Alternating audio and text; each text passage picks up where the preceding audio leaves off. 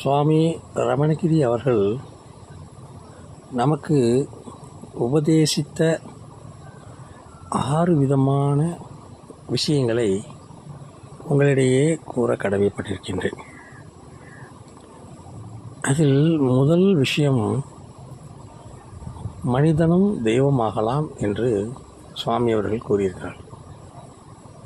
அதன்படியே இங்கே அன்பர்கள் வந்து அவரை வணங்கி செல்கின்றார்கள், குருவாக ஏற்றுக்கொண்டிருக்கிறார்கள், சகோதரராக சகோதரியாக எல்லா பவனிகளிலும் சுவாமி அவர்கள் அவர்களை ஏற்றுக்கொள்கின்றார்கள். அப்போ நாம் அது போன்று ஆவதற்கு என்ன செய்ய வேண்டும் என்று அவர்கள் கூறுகின்றார்கள். அதிலே முதலாவதாக பூஜை. நாம் நல்ல நிலையை அடைவதற்கு பூஜை அவசியம் என்று கூறுகின்றார்கள். அந்த பூஜை எந்த விதமான விஷயங்களாக இருக்கலாம்.